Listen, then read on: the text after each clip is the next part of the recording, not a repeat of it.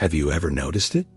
That subtle, chilling shift in the atmosphere when you begin to change for real.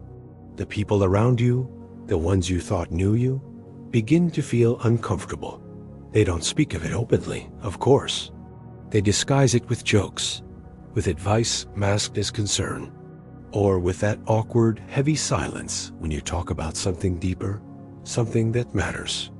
But deep down, what is really happening is brutally simple. Your mental evolution threatens their comfort zone, and no one likes to be forced to confront their own complacency. Perhaps you are going through exactly this right now. You started to think differently, to act differently, to question the very truths you once accepted without a second thought. And suddenly, you began to feel alone, misunderstood, judged.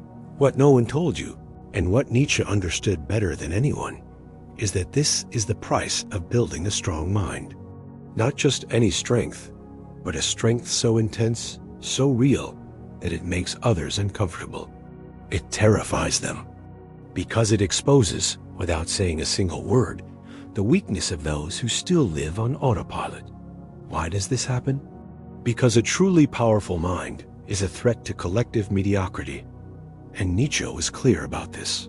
When you decide to think for yourself, to create your own values, and to abandon the comfortable illusion of ready-made truths, you become dangerous.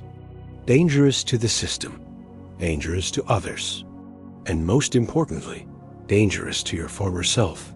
This is not a video for those who are comfortable. It is not for those who want easy answers. It is a call, a challenge. It's made for you, who is tired of being a hostage to your own insecurities. For you, who feels on the brink of an internal rupture, and who is ready to build something that no one can destroy. A mind that no one can manipulate. A mind that terrifies because it does not bend. You need to have chaos inside you to give birth to a dancing star. Friedrich Nietzsche. Nietzsche was not just a philosopher. He was a surgeon of the human soul, someone who had the courage to look into the abyss of existence, not only face it, but dive into it. And it is precisely in that abyss, in that inner chaos that so many avoid, that he found the source of true strength. Because for Nietzsche, a human being does not transform in peace, stability, or order. We transform in pain, in the fall, in chaos. The childish idea that strength is born from comfort, cheap motivation, or positive affirmations is a lie sold to you by a world that wants you weak. No true strength is born when you face suffering without fleeing. It is born when you stop asking for life to be easier and start wishing for yourself to be stronger. Think of the times you grew the most. Was it when everything was fine, predictable, and safe? Or was it when you were shattered, lost, directionless, having to rebuild yourself, piece by piece, with your own bloody hands? Nietzsche believed that suffering was not a mistake of existence, but its main driving force. He did not romanticize pain. He faced it as a tool, a forge.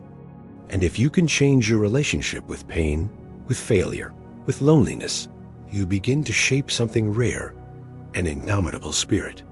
And it is precisely there, in that moment you choose to walk into the chaos while others beg for normality, that you begin to disturb the world. But chaos by itself is not enough. You can be destroyed by it if you do not have an inner center, an anchor.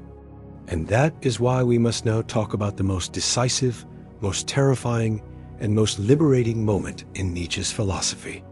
The moment he takes away your every crutch and places upon you the full weight of existential responsibility.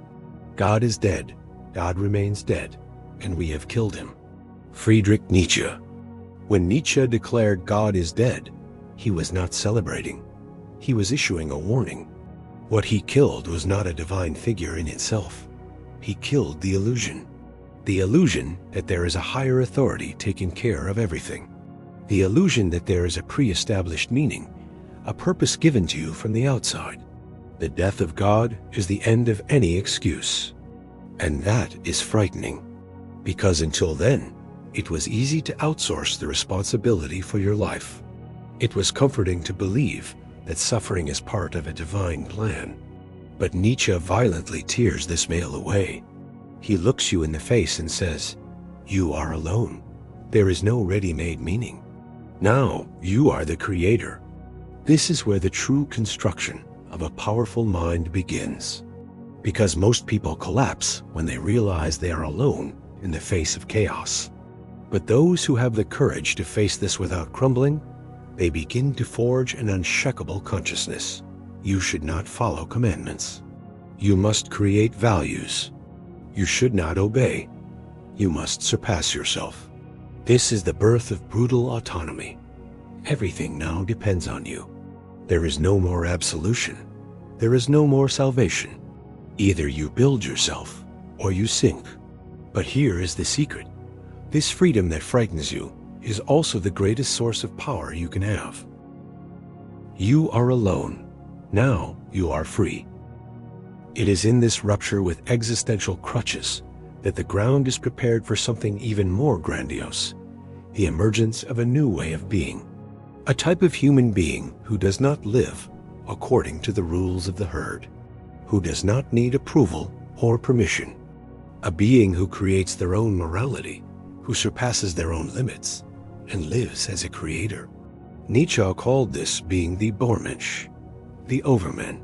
And if you want to build a mind so strong that no one can break it, you need to understand how to become this figure. The Übermensch is not a superhero. It is a being who has overcome everything that binds the ordinary man: guilt, obedience, herd morality, the need for acceptance. The Übermensch does not ask for permission to exist. He creates his own internal laws and lives by them, even if that puts him against the entire world. And that is exactly why his mind becomes unbreakable. It is not built on the expectations of others.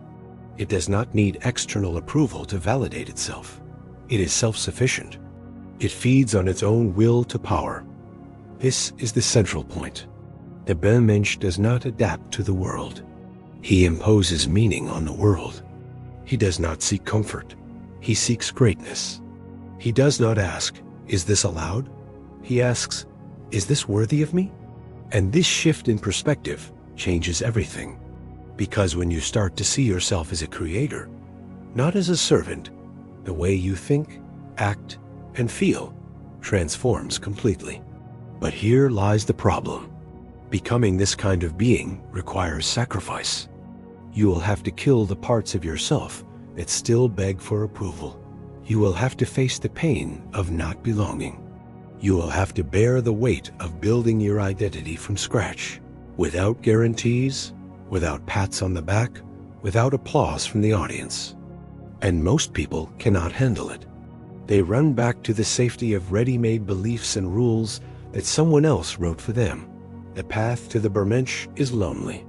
And Nietzsche knew this. He himself lived on the margins, misunderstood, isolated. But it was in that isolation that he found his freedom.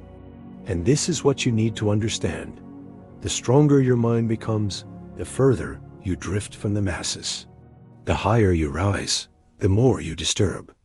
The great epics of our life are the occasions when we gain the courage to rebaptize our evil qualities as our best qualities.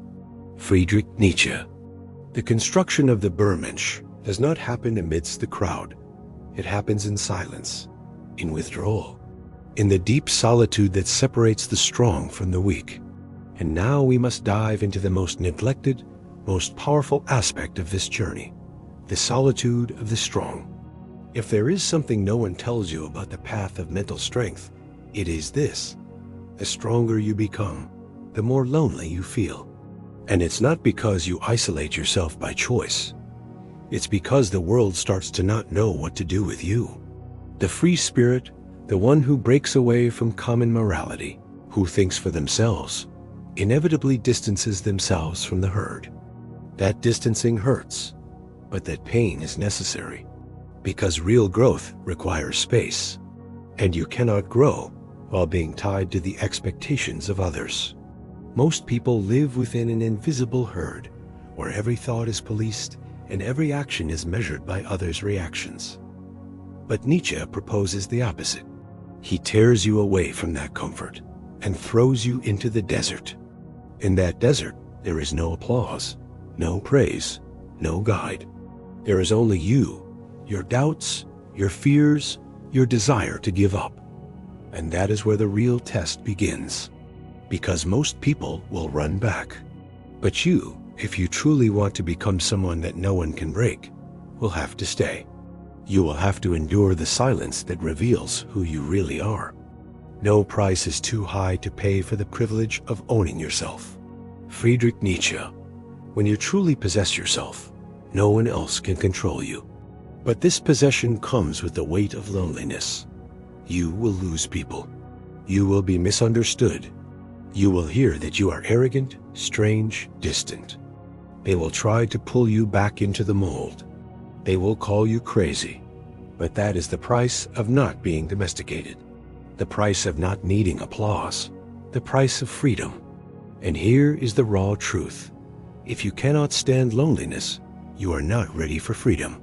Because all real freedom comes with abandonment of emotional crutches and comfortable illusions. This is the final initiation. This is the war against collective mediocrity, and it requires mental weapons. Building a mind so strong that it becomes feared is not just a choice. It's a renunciation. You will lose friendships based on superficiality. You will lose opportunities that require submission. But in exchange, you gain something priceless: integrity, clarity, presence. You will begin to notice that most people live in a slumber, and that your lucidity is frightening. Your firmness makes others tremble. Your mere existence forces others to look in the mirror. This strength is not taught in self-help books. It is dug deep within the soul, in the silence of difficult nights, in the choices that no one sees. It is the result of an internal war, and this war has no end. Because the truly strong are not those who have won. They are those who continue to fight. And if this video touched you, if something inside you is awakened, don't stop here. This is the start of the journey. Write in the comments a truth you are tired of hiding, an opinion you are afraid to voice, a thought that makes you feel isolated, but that represents who you truly are. This is part of claiming your voice, declaring that you will no longer bend. You are not alone. You are just ahead, and that is frightening, but it is also liberating. Subscribe and keep going.